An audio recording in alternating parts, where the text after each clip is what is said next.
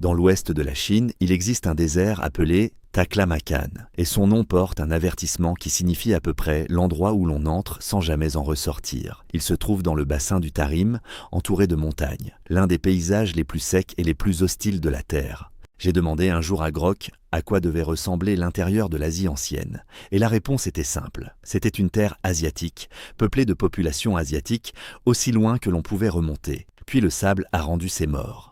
Les corps sortis de ce bassin ont des visages occidentaux, des nez hauts, des yeux enfoncés et des cheveux couleur paille et rouille, enterrés il y a 3 et 4 000 ans. Pendant des décennies, tout le monde s'est accordé sur un point. Ces gens étaient des étrangers venus d'ailleurs. En 2021, leur propre ADN a dit le contraire, et la vérité s'est révélée plus étrange que le mystère. Le bassin du Tarim est le plus grand bassin intérieur de Chine, une immense cuvette de sable et de sel fermée par des montagnes de tous côtés, et en son centre se trouve le Taklamakan.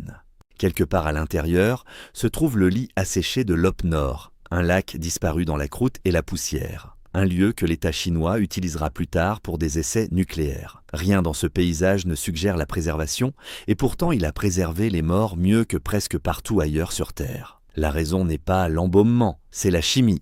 L'air est d'une sécheresse brutale, et le sol est chargé de sel, et ensemble, ils ont retiré l'humidité des corps, déposés dans la terre, jusqu'à ce que la chair se dessèche simplement sur place. Ce ne sont pas des momies au sens égyptien. Personne ne les a préparées. Personne n'a enveloppé leurs organes, ni peint leur cercueil de formules magiques. Le désert a fait le travail par accident, retirant l'eau de manière si complète que les cils ont survécu, que les lignes de la peau ont survécu et que les fins poils d'un avant-bras ont survécu pendant des milliers d'années.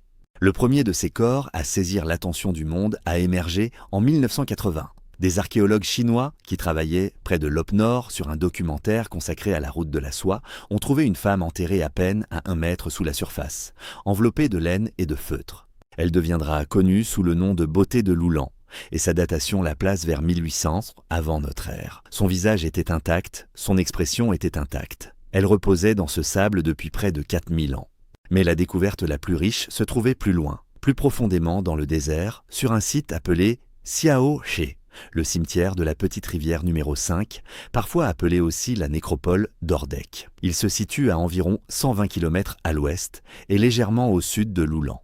Un endroit si isolé que pour l'atteindre, il fallait traverser des dunes à ciel ouvert. Les fouilles systématiques menées au début des années 2000 y ont ouvert l'un des ensembles funéraires les plus étranges jamais enregistrés. Les corps avaient été placés dans des cercueils creusés dans le bois, en forme de bateau scellés avec de la peau, et au-dessus d'eux se dressait une forêt de hauts marqueurs en bois, dont certains étaient taillés dans des formes que les archéologues ont interprétées à travers le prisme des pratiques funéraires, plutôt qu'à partir d'une croyance que nous pourrions confirmer. Parmi les morts se trouvait une femme qui sera appelée la beauté de Xiaohe. Elle avait conservé des cheveux couleur de lin et de longs cils. Elle portait un bonnet blanc de laine feutrée, une cape de laine et des bottes doublées de fourrure, et près d'elle se trouvaient de petits sachets d'éphédra, une plante dont la présence dans ces tombes est attestée, mais dont la signification ne peut être que reconstruite. Ce qui rendait toute la nécropole extraordinaire, ce n'était pas un seul corps, c'était l'accumulation. Des centaines d'individus conservés jusque dans les mèches de leurs cheveux, habillés de tissus tissés, enterrés avec soin sur plusieurs générations dans un lieu qui aurait dû être inhabitable. Et chacun d'eux soulevait le même problème silencieux au moment où il était mis au jour. Il ne ressemblait pas au désert qui les entourait. Il ne ressemblait pas aux gens qui vivent aujourd'hui dans cette région, ni aux gens que l'histoire dit être arrivés plus tard. Ils semblaient avoir erré depuis un autre monde, et le sable les avait gardés en attente d'une explication. Le problème se trouvait dans leur visage. Quand les corps sortirent du sable, ils ne portaient pas les traits que l'on s'attendait à trouver au cœur de l'Asie. Ils étaient souvent grands, leurs orbites étaient profondes, leur nez était haut et étroit, leurs cheveux allaient du blond paille à un roux sombre, préservés mèche par le sol sec et salé. Pour les premiers chercheurs penchés sur eux, ces gens ressemblaient à des personnes qui auraient dû se trouver à des milliers de kilomètres plus à l'ouest. Et pourtant, ils étaient là, enterrés dans l'angle le plus sec de l'ouest chinois. Leurs vêtements approfondissaient le mystère au lieu de le résoudre. Ce n'étaient donc pas des gens habillés de peau grossière rassemblés pour survivre. Ils portaient de la laine tissée, dont certaines pièces montraient des sergés et des carreaux qui rappelaient aux observateurs des textiles produits bien loin, en Europe centrale, des étoffes qui parlaient de métiers à tisser, de savoir-faire et de tradition. Il y avait des bonnets de feutre soigneusement façonnés, et un homme aurait même été enterré avec toute une série de ces bonnets. C'était une culture matérielle avec un sens du style, et elle paraissait déplacée dans un paysage où rien n'expliquait d'où venait le savoir nécessaire pour la produire. Puis il y avait les objets déposés près des morts.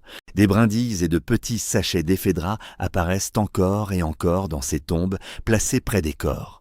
La plante a des propriétés connues, et les chercheurs ont proposé des lectures de sa présence, médicinale ou cérémonielle, mais cela reste des interprétations reconstruites à partir du contexte, et non quelque chose que ces gens auraient laissé pour le confirmer. Ce que l'on peut dire clairement, c'est que ce dépôt était volontaire. Quelqu'un a choisi d'enterrer ses morts avec cela, de manière régulière dans tout le cimetière. Ce n'était pas une curiosité qu'on pouvait noter puis oublier, c'était un véritable problème. Ces gens vivaient au cœur du bassin du Tarim plus de 1000 ans avant que la route de la soie n'ouvre la région au commerce à longue distance, des siècles avant que les Han chinois ne s'y installent, et bien avant l'arrivée des populations ouïghours qui vivent aujourd'hui dans la région. Ils précédaient presque tous ceux que les archives écrites citent uniques là. Et pour les yeux qui les examinaient, ils semblaient n'avoir rien à faire là du tout. Le chercheur qui a le plus contribué à faire connaître ces corps hors de Chine était Victor Mair, professeur à l'université de Pennsylvanie. Il les a rencontrés et n'a plus pu lâcher la question. Et la question était évidente, celle que n'importe qui poserait en se tenant au-dessus d'une femme vieille de 4000 ans, aux cheveux roux et au bonnet de feutre, au milieu d'un désert chinois. Comment des gens qui ressemblaient à cela ont-ils fini dans un lieu pareil et d'où venaient-ils au juste ? Leur visage appelait une réponse tournée vers l'ouest. Tout dans la première impression pointait vers l'extérieur, vers une migration, vers un long trajet depuis une patrie lointaine qui aurait transporté ces gens, leur métier à tisser et leur bonnet à travers la moitié d'un continent pour venir mourir dans le sable. Cela semblait presque évident. Des visages aussi déplacés devaient signifier un mouvement venu d'ailleurs. Et pendant des décennies, c'est exactement ce que les grandes théories ont cherché à expliquer. Chacune proposait une route différente par laquelle ces étrangers avaient pu arriver. Toute théorie sérieuse partait de la même hypothèse. Ces gens venèrent d'ailleurs. Le seul vrai désaccord portait sur l'itinéraire. Une explication pointait vers les Afanassievo, une culture pastorale de l'âge du bronze issue des steppes autour des monts Altaï, au nord. Dans cette version, associée aux travaux de chercheurs comme Mallory et Mair, les gens du Tarim descendaient de migrants des steppes qui avaient de pousser vers le sud dans le bassin, et ils auraient pu apporter avec eux le tokarien, une branche aujourd'hui éteinte de la famille indo-européenne, plus tard attestée dans la région. C'était une histoire nette. Les pasteurs se déplacent, les pasteurs se répandent, et la langue comme les visages voyagent ensemble. Une seconde explication regardait plutôt vers l'Asie centrale, vers la civilisation d'Oasis, connue sous le nom de complexe archéologique bactro-margien, un réseau sophistiqué d'établissements au sud-ouest. Dans cette lecture, les fondateurs du Tarim venaient de ces cultures irriguées d'Asie centrale et apportaient avec eux l'agriculture et l'artisanat. Une troisième regardait vers le corridor montagneux d'Asie intérieure, cette chaîne de hautes vallées et de pâturages qui aurait pu faire descendre des populations du nord et de l'ouest jusque dans le bassin. 3 théories, 3 cartes différentes, mais chacune traçait une flèche pointant vers le Tarim depuis l'extérieur. Les éléments génétiques disponibles à l'époque ne faisaient qu'embrouiller davantage la situation.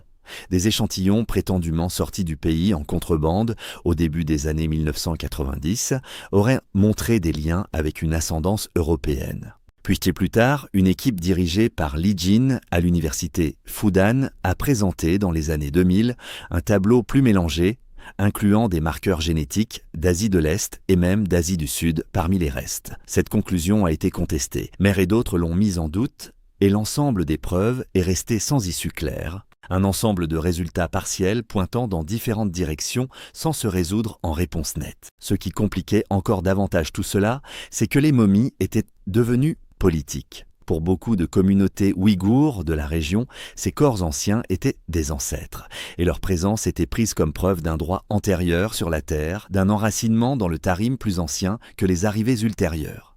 L'État chinois s'est méfié précisément de cet argument. L'accès au reste s'est resserré. Pour les chercheurs étrangers, il est devenu de plus en plus difficile d'étudier directement les corps, et la science s'est retrouvée mêlée au conflit sur la question de savoir qui appartenait à cette région et depuis combien de temps. Rien de cela n'est une question que ce récit peut trancher, et il vaut la peine de dire clairement que l'archéologie et la politique actuelle sont deux questions distinctes qu'il est devenu difficile de séparer. Voilà donc l'état de la situation au moment où s'ouvrait le XXIe siècle. Un mystère mondialement célèbre. Une série de corps frappants aux visages occidentaux dans un désert chinois. Plusieurs théories concurrentes, chacune proposant une patrie et un trajet différent. Chacune partait du principe que ces gens étaient des nouveaux venus. Et sous tout cela reposait une série de restes que presque personne hors de Chine n'avait le droit de tester, avec les outils qui auraient pu trancher la question. L'origine des gens du Tarim avait été débattue pendant des décennies sans résolution. Ce qu'il fallait, c'était une manière de lire la réponse directement dans les corps eux-mêmes. Dans la seule archive que l'on ne pouvait pas forcer à désigner une patrie qu'elle n'avait pas. Cette archive, c'était leur ADN, et il n'avait jamais été correctement lu. La réponse est arrivée en octobre 2021 dans la revue Nature, dans un article intitulé « Les origines génomiques des momies de l'âge du bronze du bassin du Tarim ». L'étude était dirigée par une chercheuse nommée Zhang Fan, avec une équipe internationale comprenant Christina Wariner, anthropologue liée à Harvard et à l'Institut Max Planck, ainsi que Chung Wang Jiang, généticien de l'évolution qui poursuivait cette question depuis des années. Pour la première fois, quelqu'un allait lire directement dans leur propre génome la population fondatrice du Tarim. L'ampleur de l'étude était prudente. L'équipe a récupéré des données génomiques complètes sur 13 des individus les plus anciens du bassin, dont 11 provenant du cimetière de Siaoé lui-même, ainsi que 5 autres provenant du bassin dzungarien voisin, au nord. Ce n'étaient pas des arrivants tardifs dispersés. C'étaient parmi les plus anciens individus produits par la région. Datés approximativement du début du 2e millénaire avant notre ère, exactement les fondateurs dont toutes les théories avaient tenté d'expliquer l'origine. La logique de départ était simple, et Jiang l'a formulée clairement. Là où il y a migration, il y a des gènes. Si ces gens étaient venus de l'Ouest, des steppes Afanasievo, des oasis d'Asie centrale ou de n'importe où ailleurs, cette patrie aurait laissé une signature inscrite dans leur ADN. Trouver la signature, c'était trouver la route qu'ils avaient suivie. Tout ce que l'équipe avait à faire, c'était la lire. Ce qu'ils ont trouvé, c'est que cette route n'existait pas. Il n'y avait chez ces gens aucune ascendance détectable des steppes occidentales, aucun signal Afanasievo, aucune de ces empreintes génétiques qu'une migration venue de l'Ouest ou du Nord aurait inscrite en eux. Les théories avaient passé des décennies à discuter du voyage que ces gens auraient fait, et les génomes ont rendu un verdict qui ne convenait à aucune d'elles. Les fondateurs du Tarim n'étaient pas venus d'ailleurs. C'était une population locale génétiquement isolée, descendante de gens qui vivaient déjà dans cette région et autour d'elle depuis le début de l'Holocène, des milliers d'années avant que ces tombes ne soient creusées. La composition elle-même était frappante. Environ 72% de leur ascendance remontait à une lignée que les généticiens appellent les anciens nord-eurasiens. Et la part restante, environ 28%, venait d'une source ancienne d'Asie du Nord-Est. Et autour d'eux, durant ce même âge du bronze, les populations voisines se mélangeaient librement, échangeant des gènes dans toutes les directions. Les gens du Tarim, eux, ne le faisaient pas. Ils se tenaient au milieu de tous ces mouvements et restaient fermés, se mariant entre eux, n'absorbant personne. Une île génétique dans un paysage traversé par les circulations. C'était l'inversion complète de tout ce que le mystère avait supposé. Pendant un siècle, la question avait été de savoir comment ces étrangers étaient arrivés. Quelle route les avait portés à travers la moitié d'un continent pour venir mourir dans le sable? Les génomes ont effacé la question elle-même parce qu'il n'y avait pas eu d'arrivée. Ce n'étaient pas des migrants venus de loin et paraissant déplacés. C'était un peuple qui avait toujours été là, dans ce bassin, isolé et immobile pendant que le monde changeait autour de lui. Et cela n'a fait que rendre le vrai problème encore plus aigu. S'ils n'étaient jamais venus de nulle part, alors il fallait tout de même expliquer leur visage. S'ils étaient locaux, alors la question n'était plus d'où ils avaient voyagé. La question devenait de qui ils descendaient. La réponse remonte à une population qui avait presque entièrement disparu de la Terre. Les généticiens les appellent les anciens nord-eurasiens. Et c'étaient des chasseurs-cueilleurs de l'intérieur sibérien pendant la dernière période glaciaire, un peuple qui s'était répandu à travers le cœur froid du continent, puis qui, à mesure que les glaciers reculaient, s'était effacé du registre presque partout où il avait vécu. Pendant longtemps, personne ne savait qu'ils avaient même existé. Ils formaient un vide, une silhouette que d'autres populations semblaient exiger sans jamais avoir été vues directement. Puis un corps leur a donné un visage. Près du lac Baïkal, En Sibérie se trouve un site appelé Malta, et on y a trouvé le corps d'un enfant, un garçon mort il y a environ 24 000 ans, au plus fort du dernier maximum glaciaire, quand la glace couvrait une grande partie du monde nordique. Ces restes avaient été mis au jour des décennies plus tôt, dans les années 1920, mais c'est une équipe dirigée par Eske Willerslev à Copenhague qui a finalement séquencé son génome et publié le résultat. Le garçon, connu sous le nom de MA1, appartenait à une population que la science soupçonnait sans l'avoir jamais confirmée. Il était le premier représentant clair des anciens Nord-Eurasiens, un fantôme devenu réel. La raison pour laquelle on les appelle une population fantôme, c'est qu'ils n'ont laissé presque aucun descendant complet, et pourtant leur ADN est dispersé à travers le monde moderne.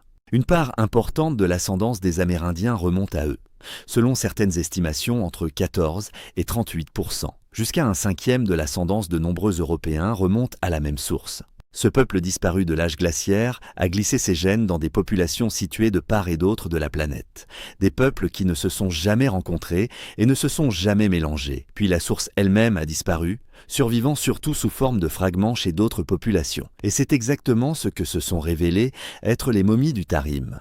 Pas des étrangers venus de l'Ouest, elles comptaient parmi les meilleurs représentants conservés de cette lignée perdue sur toute la planète. Une poche d'une population fantôme de l'âge glaciaire conservée dans le sable d'un désert chinois. Des milliers d'années après que le peuple qui les avait produites avait presque disparu partout ailleurs. Les visages qui semblent tellement déplacés ne l'étaient pas du tout. Ils étaient anciens, plus anciens que toutes les théories migratoires n'avaient osé remonter. Une survivance profonde que le désert avait simplement gardée. Ce qui rendait cela plus étrange encore, c'était le paradoxe révélé par la même étude. Ces gens étaient un œuf fermé par le sang et grands ouverts par la culture. Leurs dents en racontaient une partie. Des traces de protéines de lait dans le tartre durci sur leurs dents ont montré qu'ils pratiquaient l'élevage laitier dès le début.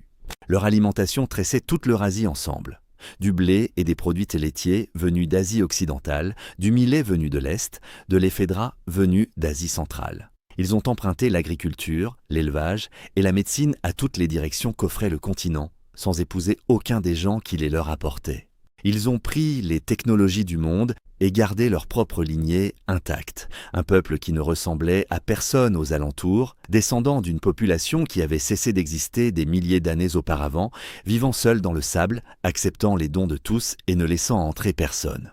Avec un peu de recul, l'ampleur de ce que les génomes ont réécrit devient claire. Ce n'était jamais seulement l'histoire de 13 corps dans un cimetière. C'était une correction de notre compréhension du peuplement de l'intérieur profond de l'Asie. Ce que l'ADN a révélé, c'est la survie sur place, pendant des milliers d'années, d'une lignée ancienne et isolée, issue de l'âge glaciaire, tenant bon dans l'un des bassins les plus rudes de la Terre, pendant que les populations tout autour se renouvelaient encore et encore. Les gens du Tarim n'étaient pas une note de bas de page dans la migration de quelqu'un d'autre. Ils étaient le reste d'un monde qui, autrement, avait pris fin. Au centre de tout cela se trouve une leçon qui continue de troubler les chercheurs. Les gènes et la culture ne sont pas obligés de voyager ensemble. Un peuple peut adopter l'agriculture d'une direction, l'élevage d'une autre et la médecine d'une troisième, en tissant tout un continent dans sa vie quotidienne sans absorber un seul étranger dans sa lignée. L'isolement et le cosmopolitisme, qui sonnent comme des contraires, se sont révélés décrire la même population au même moment. Les fondateurs du Tarim ont prouvé que ce qu'un peuple emprunte et ce qu'un peuple est peuvent constituer deux archives entièrement séparées. Mais la réponse n'a pas fermé toutes les questions. Et il faut être honnête sur ce qui reste ouvert. La question de la langue demeure non résolue. On ne peut pas établir à partir de leur ADN si ces gens parlaient le proto-tocarien, une forme ancienne de cette langue indo-européenne éteinte retrouvée plus tard dans le bassin. La chercheuse Elizabeth Wayland Barber a mis en garde contre cette supposition, en soulignant un écart d'environ 1000 ans entre les momies et le premier tocarien attesté. Largement assez de temps pour qu'une langue arrive sans que les gens eux-mêmes changent. D'autres, dont le linguiste Ronald Kim, ont soutenu que la chronologie pouvait tout de même convenir. L'épreuve se situe entre les deux.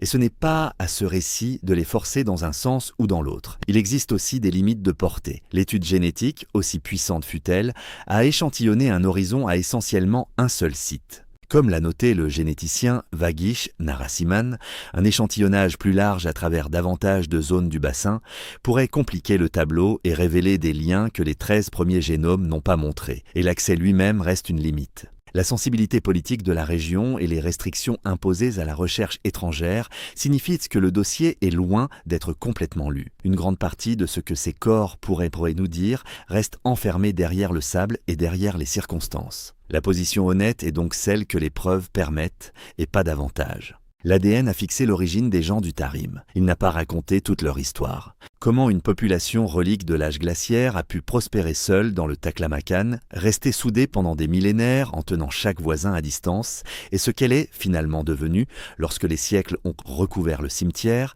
tout cela ne reste que partiellement expliqué. Les génomes nous ont donné le commencement de ce peuple avec une certitude que rien, auparavant, n'avait approché. Le milieu et la fin sont encore en train d'être assemblés à partir de fragments.